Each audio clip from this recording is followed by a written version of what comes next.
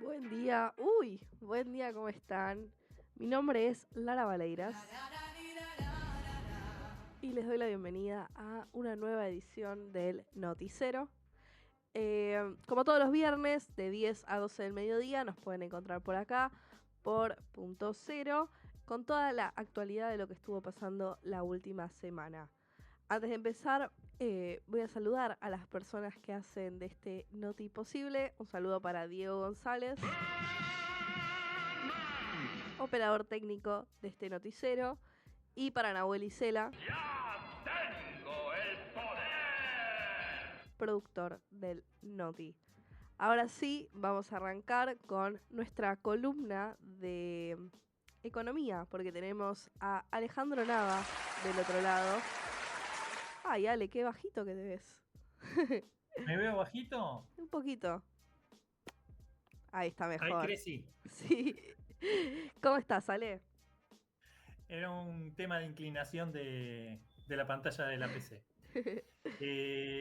Bien, arrancando este fin de semana con mucha información en materia económica. Recordemos, estas últimas semanas han sido atravesadas por información acerca de la estadística de pobreza y también por información respecto a el mercado laboral y a la distribución del ingreso. En esta semana que pasó, se conoció el informe acerca de la distribución del ingreso y la verdad es que lo que la distribución del ingreso nos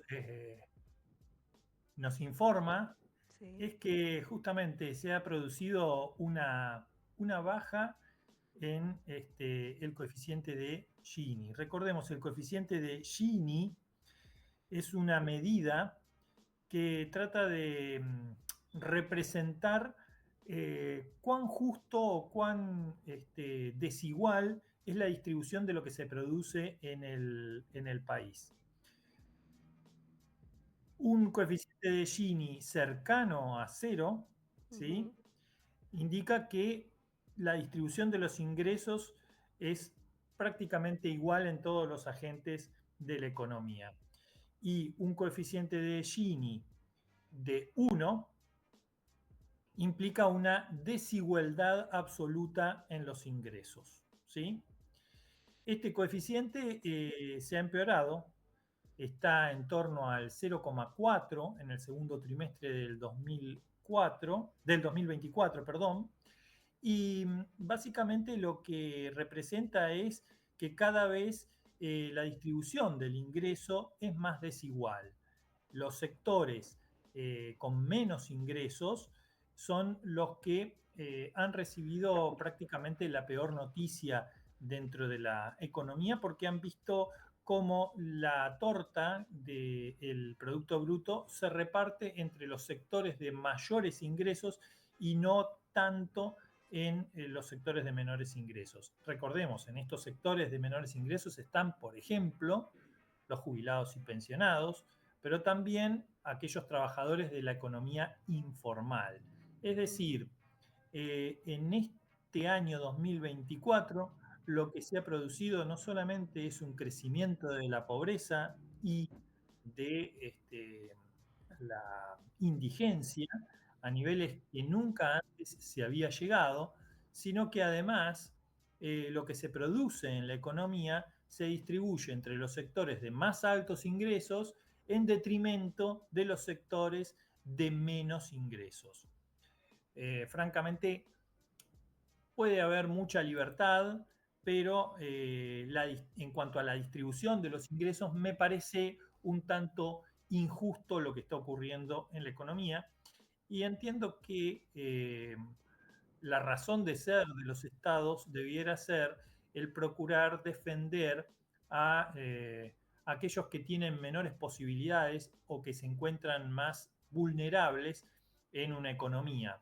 Esto es los jubilados, los niños, los pobres, los indigentes.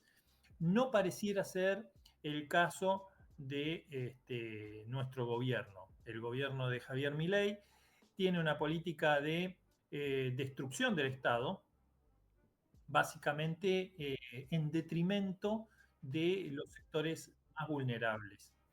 Esto podría llegar a ser una crítica al gobierno de Javier Milei, una crítica a las políticas de gobierno, pero sin lugar a dudas es un llamado a la reflexión para que no sea tan injusto el desenvolvimiento de la economía de a pie eh, a lo largo de este gobierno. En materia cambiaria, lo que estamos viendo es realmente una tranquilidad. El dólar informal está en torno a los 1.200 pesos, el dólar oficial está cercano a los 1.000 pesos y la brecha se viene reduciendo. De continuar en este estadio, de aquí a un año se produciría la convergencia del tipo de cambio oficial con el dólar informal o el dólar MEP, lo cual es una buena noticia en materia cambiaria, ya que no habría esta brecha entre distintos tipos de cambio y esto favorecería que no exista especulación en el mercado de cambios. Una cierta estabilidad monetaria es necesaria para el progreso de nuestra economía, más si tomamos en cuenta que nosotros dependemos básicamente de vender nuestros productos en el exterior para con el producido de esos productos saldar nuestras deudas, fundamentalmente con los organismos internacionales que nos han prestado dinero. El principal acreedor institucional que tiene la Argentina es el Fondo Monetario Internacional y en el año 2025 se van a producir vencimientos de deuda del orden de los 5.000 millones de dólares. 5.000 millones de dólares que la Argentina no tiene y que tiene que conseguir mediante la venta de los productos y servicios que ofrece. Básicamente, productos alimentarios. Veremos cómo se resuelve esta cuestión, pero reitero, de continuar en este estadio, lo que va a ocurrir es que va a haber una convergencia entre el dólar oficial y el tipo de cambio informal. Ahora bien, esta convergencia debemos analizar a costa de qué se está produciendo y por lo que nos están mostrando los indicadores económicos y sociales, se está produciendo a costa de los sectores de menores ingresos. Esto, sin dudas, va a generar un estallido en lo social que quizá en este momento no se está produciendo porque todavía en los sectores económicos más castigados hay una cierta esperanza de que al gobierno de Javier Milei le vaya bien, de que finalmente logre derrotar la inflación. Por ejemplo, hoy por hoy no se habla de inflación, no es una preocupación, pero sí comienza a ser una preocupación la falta de empleo, el desempleo, la desocupación y la caída en los salarios. Eso comienza a ser una preocupación. Y el otro tema que afecta a nuestros bolsillos es las tarifas.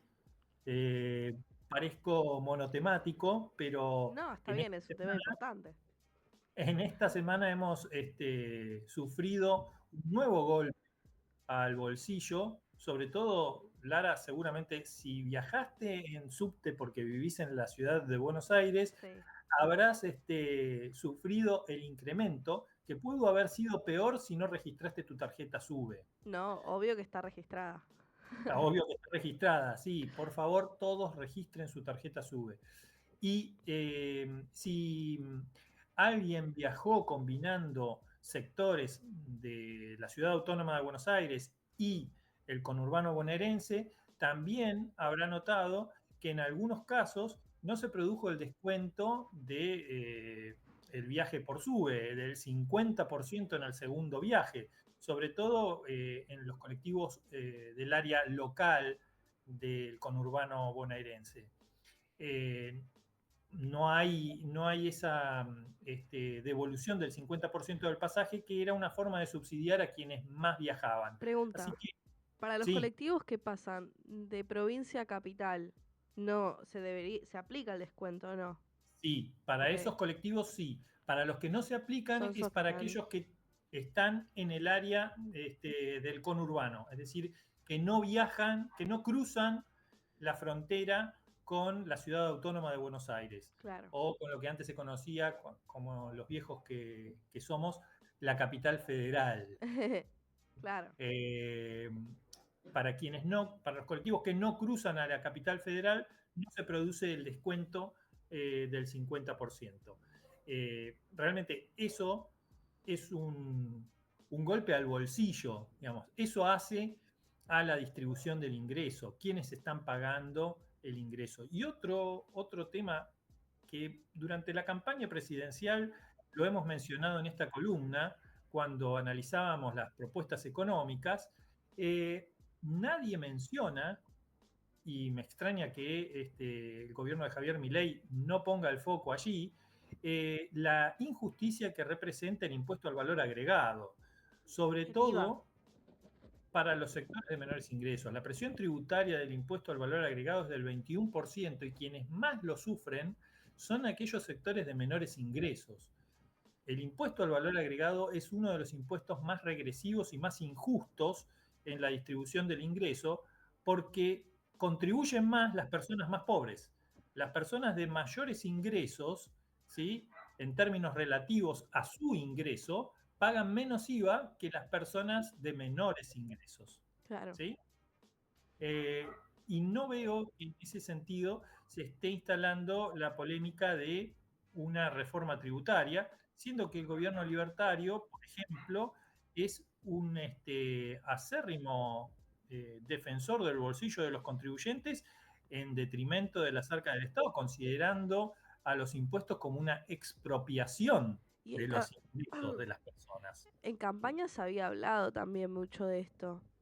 Con la plata del paquete de fideos que compra un niño en Chaco, financiamos el Inca, todo ese argumento se escuchaba mucho, pero bueno, no parece. Sí, pero a la hora de gobernar no se está aplicando, y sí se ha realizado, por ejemplo, una modificación de la estructura tributaria en favor de los sectores de mayores ingresos, con la reducción, por ejemplo, de la alícuota de impuesto a los bienes personales, Mm. y con este beneficio que se le otorga a quienes realicen el pago por 5 años del impuesto a los bienes personales, que pueden tener un beneficio, digamos, en la no declaración o en el congelamiento del impuesto si realizan el pago anticipado. Sinceramente, parece el gobierno de Hood Robin, ¿no? Aquel que en lugar de robarle a los ricos para distribuirlo entre los pobres, le quita a los sectores de menores ingresos para distribuirlo en aquellos de mayores ingresos. Eh, También se han producido modificaciones en el régimen de grandes inversiones, sobre todo en materia de seguros. La Superintendencia de Seguros, por ejemplo, ha sacado una resolución para que las compañías de seguro inviertan en instrumentos que favorezcan el financiamiento del régimen de grandes inversiones. Eh, la política del gobierno de Javier Milei es el de apostar a que se produzcan, vengan estas tan ansiadas grandes inversiones a través de este régimen de grandes inversiones, y que de alguna manera eso dinamice la economía. Y en este sentido, todas las medidas que está tomando el gobierno nacional es para incentivar este régimen de grandes inversiones. Veremos si tiene éxito, eh, veremos cómo, cómo viene el fin de semana en materia económica, con qué novedades nos va a sorprender el ministro de Economía, y sinceramente apuesto a que las cosas vayan bien de alguna manera, aunque sinceramente soy uno de aquellos que no la ve. No hay que perder la esperanza. La esperanza es lo último que se pierde. No, creo que voy a tener que visitar a mi oculista para empezar a verla. Sí, también puede ser. Capaz el problema somos nosotros. Sí, seguramente soy yo que no la veo. Puede ser. Bueno, Veremos. Lara, por el momento no hay mayores novedades. Te despido, Nos vale, veremos la entonces. semana que viene. Nos vemos la semana que viene. Veremos si para la semana que viene la ves o no. Sí, sí, voy a Esto puede visitar a cambiar semana a mi semana. oftalmólogo. Probablemente requiera un cambio de lentes para ver las cosas con otro cristal. Bueno, actualizanos después de las noticias. Ahí estuvo Alejandro Nava con su columna de economía y ahora rápidamente ya fue reemplazado su imagen por la de Samuel Córdoba. Hola Samu, ¿cómo estás? Hola Lara, buen viernes, ¿cómo estás? Bien. Bueno, comenzamos una nueva semana y falta muy poquito para el regreso de la selección argentina a las eliminatorias. El próximo jueves 10 de octubre la selección argentina estará visitando a Venezuela por la fecha 9 de estas eliminatorias rumbo al Mundial 2026 y Scaloni ya hace unos días atrás presentó la lista de convocados que van a estar en esta próxima fecha FIFA, tanto en la fecha 9 ante Venezuela y en el día 15 de octubre contra Bolivia en el Estadio Monumental. Voy a hacer un repaso de los jugadores que están en la lista recién mencionada, que comienza con Jerónimo Rulli como arquero, Juan Musso, Walter Benítez, Gonzalo Montiel, Nahuel Molina, Cristian Romero, Leonardo Valerdi, Germán Pesela, Nicolás Otamendi, Lisandro Martínez, Marcos Acuña, Nicolás Tagliafico, Leandro Paredes, Alexis McAllister, Rodrigo de Paul, Ezequiel Palacios, Enzo Fernández, Giovanni Lo Celso, Thiago Almada, Alejandro Garnacho, Nico Paz, Paulo Dybala, Lionel Messi, que vuelve luego de aquella lesión, Lautaro Martínez, Julián Álvarez y Valentín Carboni. Hay bajas, como la principal de todas, creo yo, la del Dibu Martínez, que bueno, debido a una sanción por la FIFA de 2 fechas, debido a conducta ofensiva y violación de los principios del juego limpio, se recuerda aquella cachetada que le pegó a la cámara en el partido tras la derrota ante Colombia. Y la otra baja que se dio hace unos días atrás en el partido por Champions es la de Nicolás González, que se lesionó y no va a poder ser parte de esta convocatoria. Se lesionó el recto femoral de la pierna derecha. Y bueno, el reemplazo todavía no está confirmado. Hay algunas opciones, no bien de las mismas características, pero que puedan ocupar su lugar. Por ejemplo, bueno, Ángel Correa, Matías Soulé, Giuliano Simeone, Valentín Castellanos, no tienen las mismas características, no juegan tal vez de la misma posición, pero teniendo en cuenta las últimas convocatorias, puede salir de allí el próximo reemplazo al lugar de Nicolás González, que como dije, es baja de cara a esta próxima fecha FIFA. La selección argentina va a estar jugando a las 6 de la tarde en el Monumental de Maturín en Venezuela. Argentina sigue primera de la tabla de posiciones con 18 puntos. Venezuela está en el 6º lugar con 10 puntos. Necesita los 3 puntos para acomodarse y permanecer en la zona de clasificación. Pero bueno, la selección argentina viene bastante bien últimamente y creo que puede sacar adelante el partido. Luego, el martes 15 de octubre, estará recibiendo aquí en el Estadio Monumental a la selección de Bolivia, otra selección que también está en busca de otros 3 puntos, ya que viene de 2 victorias consecutivas en la pasada fecha FIFA. Y que bueno, también Argentina para mí puede sacar adelante ese partido y puede llevarse también los 3 puntos. Pasamos del fútbol de la selección argentina, vamos al fútbol local, a la primera división, a la liga profesional, que hoy va a estar comenzando la fecha 17 con el partido entre Unión y Central Córdoba a las 7 de la tarde y luego a las 9, ahí lo tenemos a Diego levantando los brazos, Sarmiento estará visitando a Huracán a partir de las 21. Mañana Vélez comienza la jornada del sábado de local ante Racing a las 3 de la tarde. Luego a las 5:30, Gimnasia contra Godoy Cruz y Newell's contra Lanús. A las 8, Instituto recibirá a San Lorenzo. El domingo a las 3 de la tarde, Independiente recibe a Deportivo Riestra. 4:30, Talleres Belgrano, el clásico cordobés. Luego a las 7, Platense recibirá a River. y Boca recibirá a Argentinos Juniors a partir de las 21. El lunes a las 3 de la tarde, Central Córdoba jugará su partido ante Independiente Rivadavia. A las 6, Banfield contra Estudiantes. Defensa y Justicia, 6:45, recibirá a Rosario Central. Y a las 21 se cierra la fecha con el partido entre Atlético Tucumán y Tigre. La tabla de posiciones: Vélez Sarsfield puntero con 33 puntos. Le sigue Talleres con 30. Huracán 28, Unión 27, Atlético Tucumán 26, Instituto y Racing 25. El Fortín viene de caer, pero aún así permanece en lo más alto de la tabla. Y en la parte del descenso, quien se encuentra último es Tigre, viene de empatar, pero todos sus equipos allí perseguidores, podría decirse, sumaron puntos y se alejaron un poquito. Tigre tiene 23 puntos, Sarmiento, Central Córdoba e Independiente Rivadavia 27. Y en los promedios, quien se encuentra en el último lugar es Independiente Rivadavia de Mendoza, que sería el equipo que estaría perdiendo la categoría. Pasamos a la segunda división del fútbol argentino. Comenzamos con la zona A, que hoy, estará comenzando con el partido entre Racing de Córdoba y Chacarita a partir de las 20. Luego mañana, Güemes recibirá a Talleres de Remedio de Escalada. Agropecuario jugará contra Brown de Puerto Madryn. All Boys contra San Martín de San Juan. Alvarado el domingo recibirá a Estudiantes de Caseros. Tristán Suárez contra Arsenal. Gimnasia de Jujuy Quilmes, Deportivo Maipú contra San Miguel y Patronato contra San Martín de Tucumán. Recordemos que San Martín de Tucumán está puntero y si se da algunos resultados, por ejemplo, que San Martín de San Juan pierda, San Martín de Tucumán, obteniendo los 3 puntos, quedará en el primer lugar y ya se asegura el puesto en la próxima final de cara al ascenso a la primera división. Y el lunes, el último partido de la zona A, Ferro recibirá a partir de las 20 a Nueva Chicago.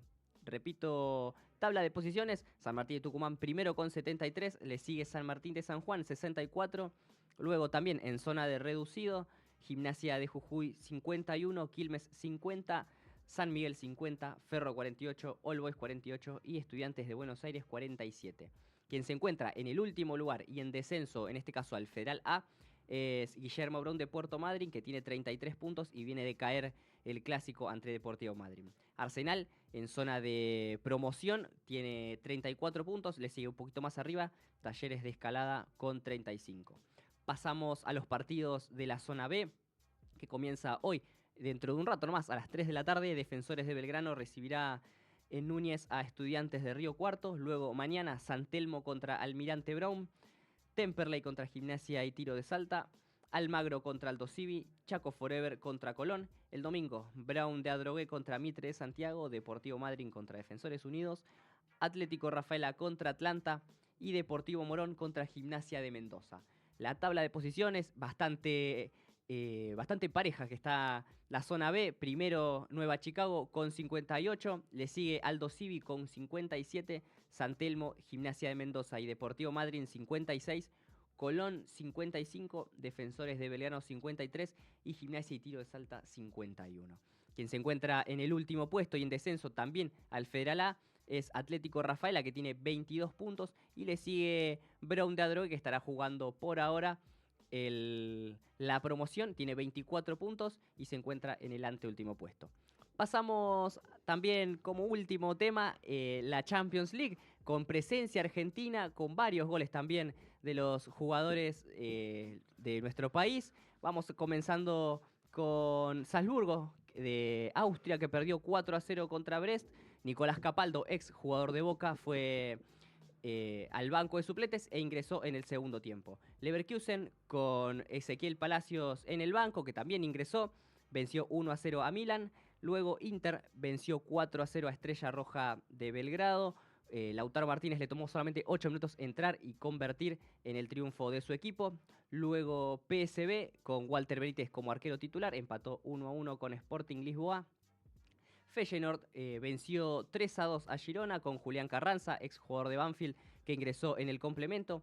Aston Villa se llevó un triunfazo de local ante Bayern Múnich con Emiliano Dibu Martínez como principal figura del equipo y Emiliano Buendía, que estuvo en el banco de suplentes. Duelo de varios argentinos: Benfica goleó 4-0 a Atlético Madrid. Di María marcó un gol de penal. Otamendi estuvo titular. Benjamín Roleiser ingresó en el segundo tiempo.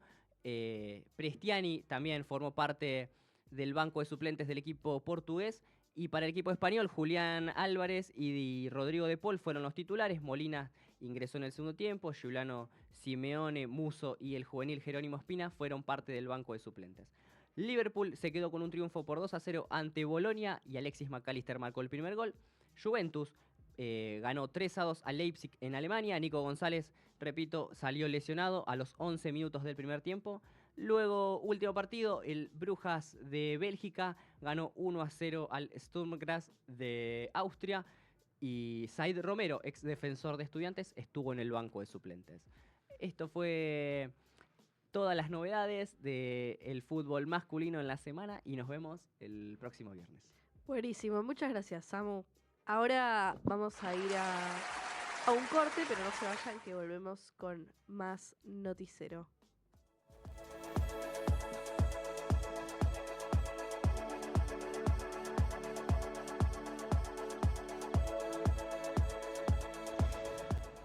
Buenas, buenas, ¿cómo están? Muy buen viernes para todos. Un saludo muy grande a todas las personas que nos están escuchando y por supuesto que también un saludo enorme a todo el equipo del Noti. Mi nombre es Romy y como todos los viernes vengo a traerles un par de recomendaciones de actividades que están dentro de la agenda cultural para que puedan salir, conocer nuevos lugares, acercarse a exhibiciones y al arte y pasar la bomba. Así que sin más, vamos con la primera recomendación del día, que es los museos del país celebran el centenario de María Juana Heras Velasco. María Juana Heras Velasco va a ser homenajeada en toda Argentina con una serie de exposiciones y actividades que celebran el centenario de su nacimiento. Entre octubre y diciembre, museos de todo el país van a estar exhibiendo su obra, destacando su legado en el arte contemporáneo argentino. El Archivo Taller Heras Velasco organizó el proyecto Centenario Heras Velasco, que incluye micromuestras, restauraciones y activaciones de obras, charlas y otras actividades en más de 15 instituciones públicas y privadas. Entre las instituciones participantes se encuentran el Museo Nacional de Bellas Artes, el Museo de Arte Moderno, el Museo de Bellas Artes Franklin Rawson de San Juan, el Museo Mar de Mar del Plata y el Museo de Artes Plásticas Eduardo Sivori. Una de las piezas más destacadas es Transponceña 79, restaurada especialmente para la ocasión y presentada por el Museo Sivori a través de sus medios digitales. Esta obra, parte del Salón Perel Esculturas en Acero de 1979, representa la única incursión de Heras Velasco en el acero inoxidable. Otra obra restaurada es Símbolo Profano 2, que se exhibe en el Museo Provincial de Bellas Artes Franklin Rawson de San Juan desde el 3 de octubre. Esta pieza, perteneciente a la colección de la segunda, fue restaurada y se presenta como parte de la muestra Huellas de la Mirada en el marco de la Feria del Libro. La exposición incluye visitas guiadas y actividades para niños, además de un documental sobre el proceso de restauración. En noviembre, mes del aniversario del nacimiento de Heras Velasco, se van a estar inaugurando dos de las muestras más importantes en el Centro de Arte Contemporáneo de Montref y el Museo Nacional de Bellas Artes. La muestra en Montref, con curaduría conjunta entre el Archivo Taller Heras Velasco y el Archivo Instituto de Investigaciones en Arte y Cultura Dr. Norberto Grifa de la Universidad de 3 de Febrero, profundiza en el periodo formativo del artista y su proceso de consolidación de su lenguaje plástico. Y el cierre de las celebraciones va a ser el 5 de diciembre en el Museo de Arte Moderno de Buenos Aires con Latido, recital para la obra homenaje a Allen Ginsberg de María Juana Heras Velasco, una jornada de arte y poesía en torno a esta escultura de 1977.